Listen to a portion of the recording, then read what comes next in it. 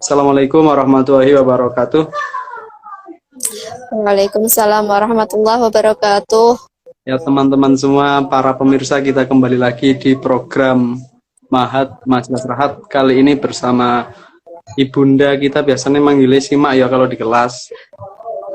Khotimatun Nafi'ah, prolog. Aku ketemu beliau itu pas berarti satu kelas ya di UIN Sunan Kalijaga, kelas pendidikan bahasa Arab. Kemudian beliau kalau nggak salah alumni S1-nya di UNES, bener ya? Betul. Bener Rama, Pepe. Hah? Bener? Pepe UNES bener ya? Betul. Sorry kupingku. Dan yang paling menarik ialah Mae ini satu-satunya teman di kelas yang kuliah tapi dari Goro iki. Piye iki ceritane, Cek? Piye iki ceritane iki? Aku nggak Gak buat di duit soalnya kan. Iku priyo ceritanya, Mak? Ini gimana? Ceritamu kok dari PBA UNES moro-moro tiba kemudian LPD-mu langsung nggak sih?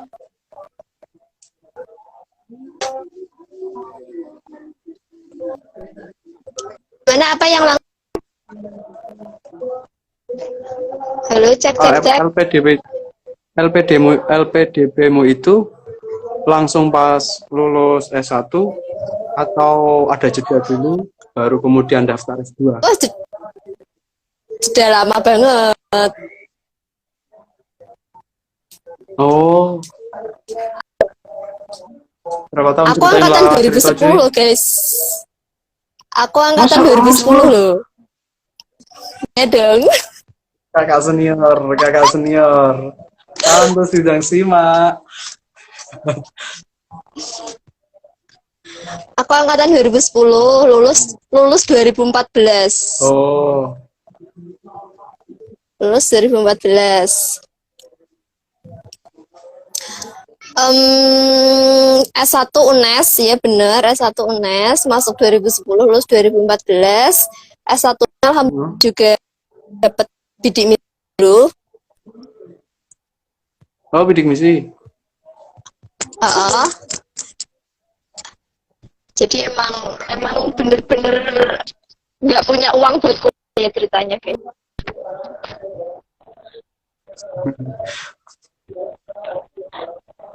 Terus setelah itu lulus S1, aku sempat kerja dulu di dekat rumah, ngajar di sebuah SD dan nggak ngajar bahasa Arab waktu itu. Jadi guru kelas, sambil tinggal di pondok Quran di dekat rumahnya Bude. Waktu itu ada Bude di dekat situ selama 1 tahun. Jadi ngajarnya di SD itu di desa ya, di desa dengan gaji yang 500.000 nggak nyampe. Terus 1 tahun, habis itu ngerasa masih pengen kemana gitu kan, terus izin sama orang tua untuk hijrah ke Jogja. Hijrah ke Jogja itu bener-bener nggak ada bayangan mau kemana. Terus punya teman kuliah udah kerja di Jogja, ceritanya setahun udah kerja di Jogja. Terus akhirnya saya cari-cari lowongan kerjaan lewat internet, nyari yang mana saya juga bisa tinggal di situ.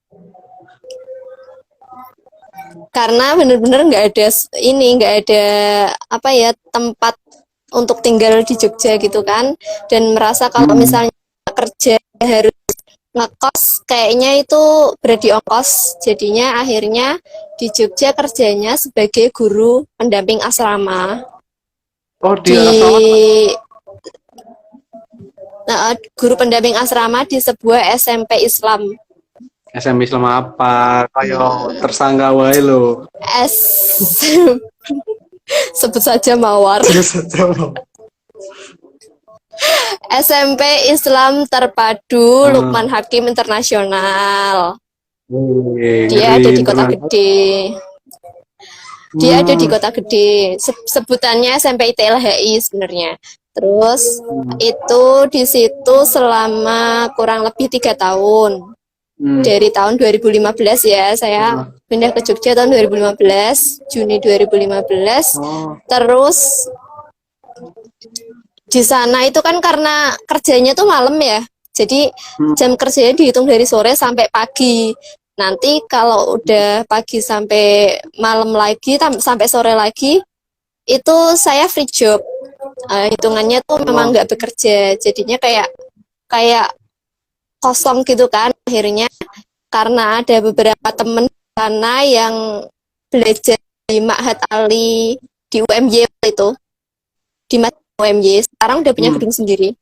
Ma'had Ali itu Oh. kayaknya kalau nggak salah punya Ma'had Ali punya Yayasan Muslim Asia ya, kalau nggak salah. Gedungnya ada di dekat UMY. Dia kerja sama UMY. Oh. Nah, saya belajar bahasa Arab lagi di situ. Harusnya kalau sampai lulus itu kan 4 semester, tapi saya potong di tengah jalan. Karena semakin lama bekerja itu tanggungannya semakin banyak, akhirnya saya kayak agak keteteran dan saya ambil di Ma'had Ali itu, masuk dari Mustawa awal, Mustawa Tsani. Di Mustawa ini saya keluar, saya nggak lanjutin lagi. Nah, setelah itu saya senang sih belajar di situ. Kenapa? Saya tuh dulu waktu S1 tuh bener-bener ini loh. Saya nggak kumlot itu pertama, saya nggak kumlot. Nilai saya pas-pasan banget. Dan bahasa Arab tuh nggak pati mudeng. Seriusan. Allah, lah. Karena awalnya memang salah jurusan. Aduh, mohon maaf, kesebut deh. Masa merasa salah jurusan apa? Jadi saya tuh dari SD, SMP, SMA negeri semua. Oh, terus di UNES kok PBA? Ini ceritanya adalah saya pengen kuliah gratis gitu.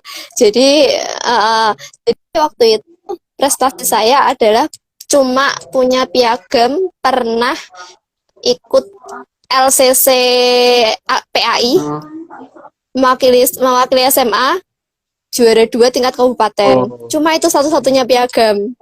Cuma itu, jadinya saya bingung kan mau masuk ke apa gitu. Karena mungkin agak miskomunikasi dengan guru BK waktu itu. Katanya kalau mau beasiswa itu harus pakai piagam dan cuma itu prestasinya. Ternyata teman-teman saya yang lain nggak pakai piagam pun bisa. Kalau saya sebenarnya peminatannya lebih ke eksak gitu, jujurnya. Lebih ke eksak, saya tuh senang. Saya anak IPA. Sama, aku IPA dulu, Joy. Dan saya lebih suka eksak, saya lebih suka matematika. Tapi Nah, terus gimana? Bidik misi tuh. Terus ya itu kan syarat beasiswanya katanya, tapi ternyata enggak. Tapi ya udah, saya akhirnya kan pilihan pertamanya matematika, keduanya bahasa Arab, dan akhirnya saya keterimanya di bahasa Arab, soalnya karena matematika kan pasti membludak ya peminatnya. Dan akhirnya saya keterima di bahasa Arab. Kaget cuy. Kaget banget, ya iyalah. Maksudnya meskipun saya pernah sekolah madin selama 9 tahun ya, dari SD sampai SMP, tapi kan setelah itu sibuk dengan apa ya, pelajaran-pelajaran SMA, UN dan sebagainya kan buyar semuanya. Secara kan di SMA juga nggak ada kan pelajaran bahasa Arab. Terus akhirnya bener-bener merasa terseok-seok banget, hingga akhirnya saya tuh pas-pasan banget di akademis, tapi larinya ke organisasi. Gitu. Nafila.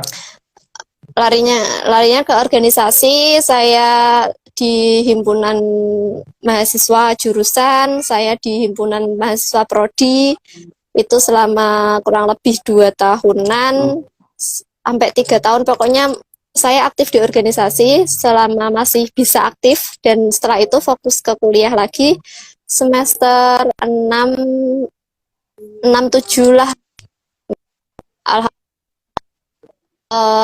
Saya Hah? 3 tahun 8 bulan, 3 tahun 8 bulan di bayar SPP sendiri. Itu yang saya kejar, cuma itu sebenarnya. Motivasi lulus satu-satunya adalah saya nggak pengen bayar SPP sendiri. Nah itu. Nah kan kalau beasiswa kan dibatasin cuma 8 semester. Dan Ah, ya kalau 7 semester kecepatan kan eman-eman ya. iya. Nah akhirnya begitu setelah lulus saya tuh merasa, ya Allah Gusti, dapat apa gitu. Kok kayaknya saya tuh nggak serius banget kuliahnya. IPK juga cuma 3,47 kalau nggak salah, nanggung banget. Kumlot aja enggak gitu kan. Akhirnya setelah itu saya ngajar, kebetulan juga nggak bahasa Arab juga ngajarnya. Terus pindah ke Jogja itu ngajar di asrama. Ngajar di asrama itu kan lebih ke Qurannya, Hmm. lebih ke Quran sama pendampingannya. Kalaupun bahasa Arab ya paling kosakata itu simpel-simpel lah kayak gitu. Eh, saya sangat terbantu ketika akhirnya belajar di Ma'had Ali. Saya sangat Ah, terbantu di situ. Memancing lagi memori-memori ketika kuliah dan nambah lagi ilmunya di situ. Alhamdulillah. Senang banget karena kan di situ memang guru dosen guru-gurunya Ma'had Ali semua ya, cuma Lipia itu lulusan oh, timah itu. Libya. Jadi minimal Lipia di sana yang ngajar. Jadinya kan alhamdulillah bagus lah, intinya bagus. Kalau misalnya ada teman-teman yang mau belajar bahasa Arab, saya rekomendasikan di sana aja, mau memperdalam ilmunya dan sebagainya gitu. Sana barengannya apa? Bener pra. Nek bidik misi itu disurvei neng rumah, bener. Oh bener, disurvei? Di survei bener. Serius? Aku baru tahu ya. Serius. Tapi Iya. awal PDP itu Tapi disurvei nggak? ternyata enggak. Untuk miskin berprestasi. Oh, Memang harus memastikan. ada yang datang ke rumah gitu kok.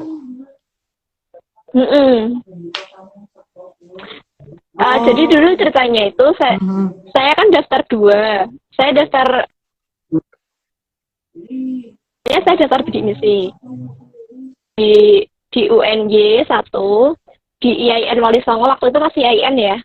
Di IAIN Wali Songo 1, terus satunya di UNES. Keterima duluan itu kan UNES. Saya nggak tercantum. Kalau di UNJ mah suatu ketika dari pihak UNES tuh nelpon, katanya nama saya tuh tercantum sebagai penerima 2 beasiswa di IAIN sama di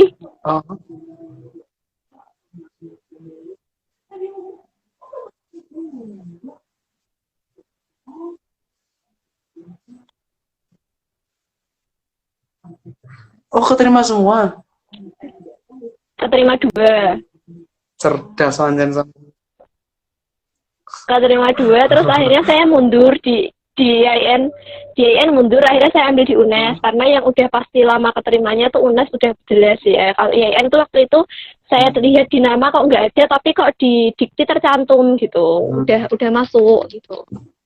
Terus akhirnya saya ngasih surat pengunduran diri ke IAIN dan ambil di UNES-nya.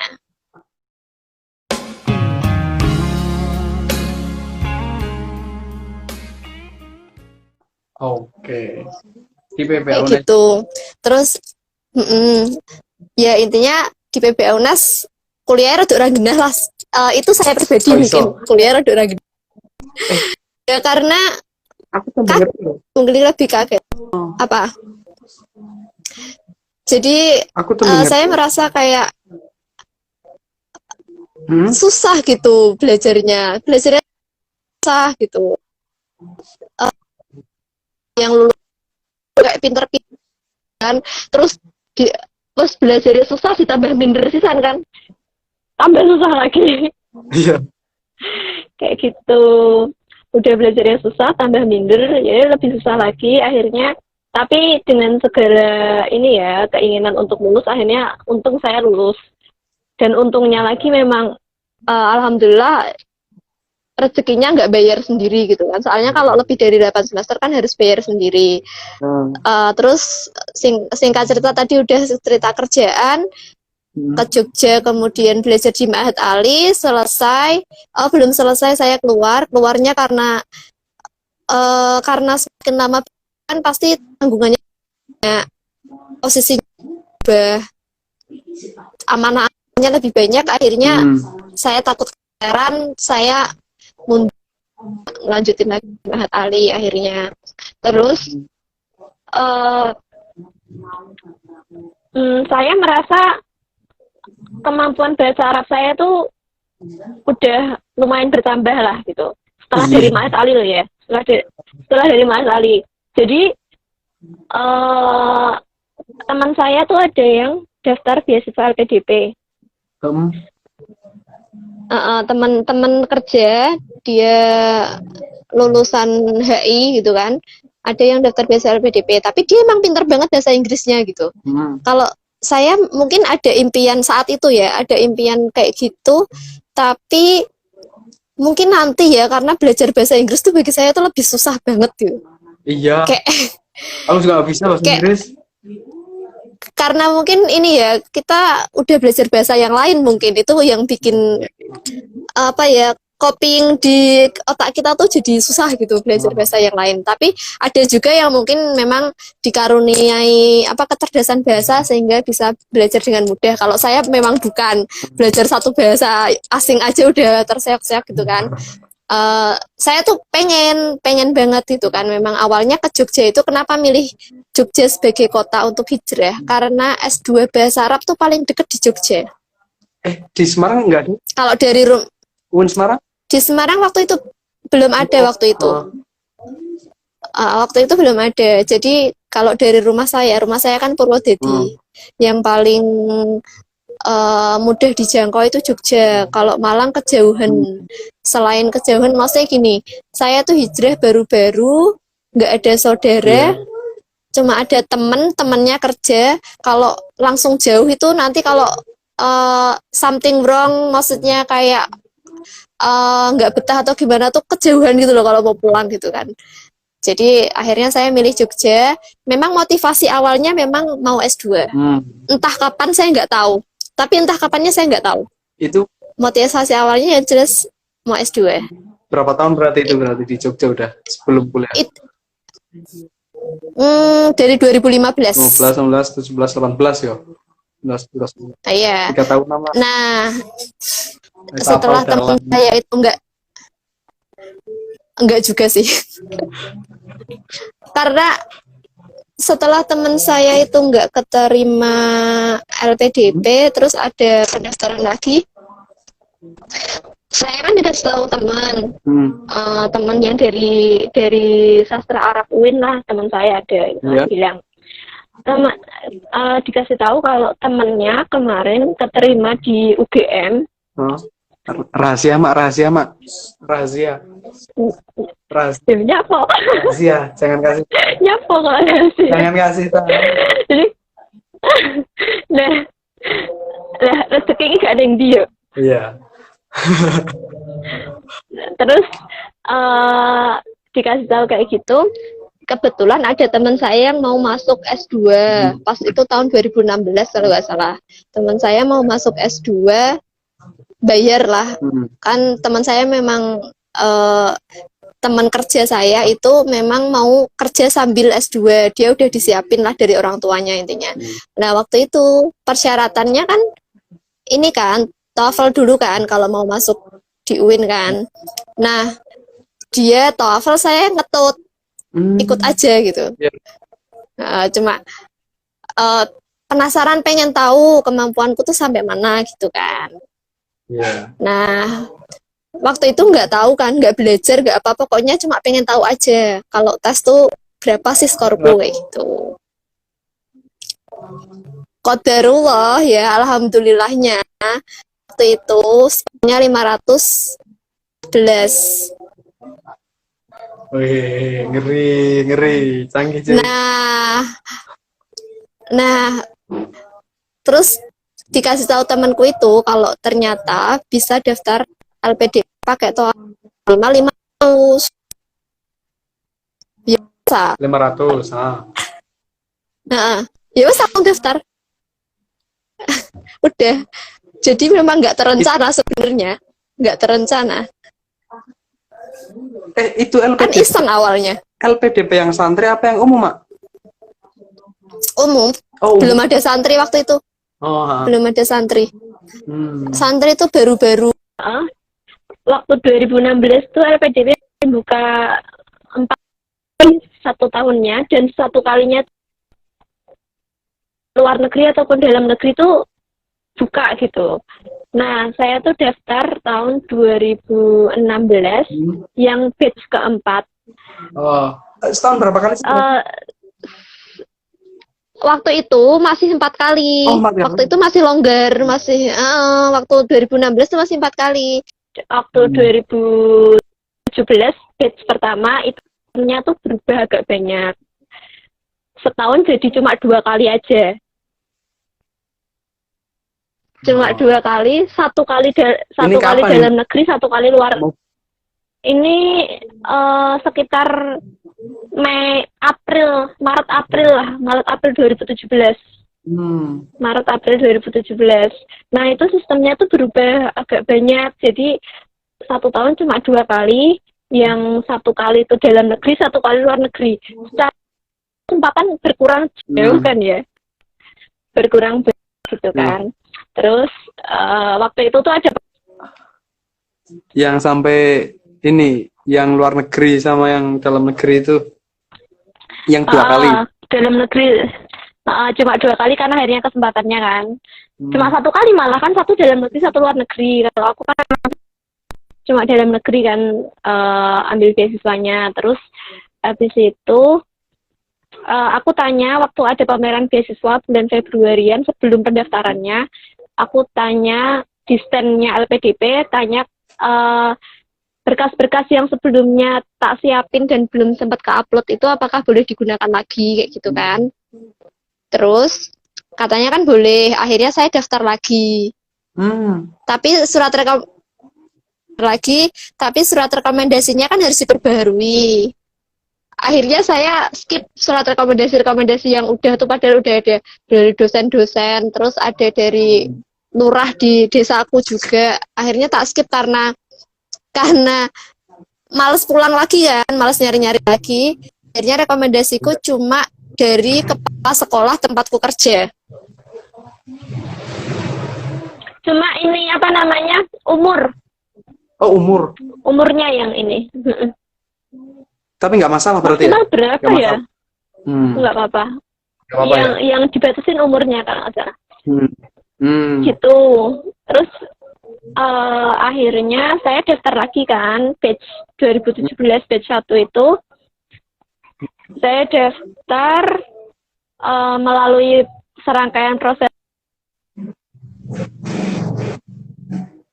wawancara. Seleksi wawancara, bikin esai, pokoknya namanya seleksi substansi. Itu isinya bikin esai on the spot, bikin esai di tempat, kemudian sama wawancara. Wawancara itu kita dihadapkan dengan 3 dosen. Dihadapkan dengan 3 dosen, yang mana nanti kita wawancara selama 1 jam. Dan direkam. Oh, direkam. Jadi apa yang pertanyaannya? Pertanyaannya apa aja sih?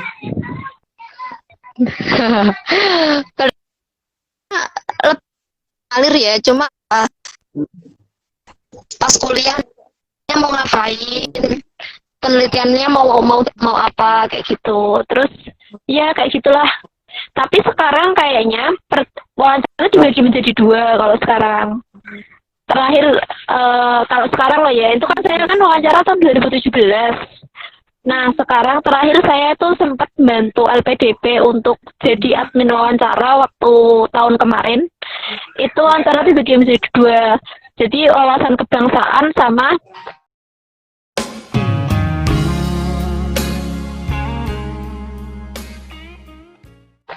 wawancara yang pribadi kayak gitu. Itu tahun kemarin. Sebelum pandemi.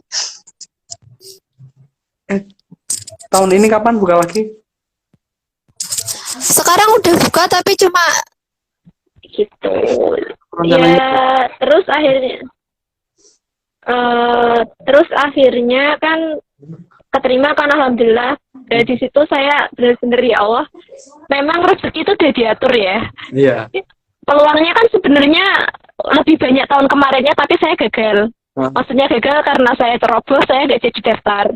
Terus ketika peluang itu semakin sempit dan alhamdulillah tetap lolos juga, berarti memang itu rezekinya dari Allah tuh kayak gitu. Nah itu jadi buat teman-teman semua yang merasa kayak pengen kuliah lagi apa-apa nggak ada biaya atau mungkin pengen meringankan bebannya orang tua, pengen usaha sendiri, cari beasiswa kayak gitu, udah bismillah aja. Urusan nanti dapat atau enggak itu memang kersane Gusti Allah lah. Iya, bismillah ya. Kayak gitu. Bismillah aja, udah usaha aja. Kalau memang nggak dapat ya mungkin nanti insya Allah ada kita disiapkan kotak-kotak yang lain yang harus kita masuki. Iya. Itu sih sampai akhirnya itu 2017 itu kan keterima, tapi kan nggak boleh langsung kuliah ya. Oh, Jadi kita tuh kalau di LPDP tuh minimalnya waktu tunggunya tuh 6 bulan.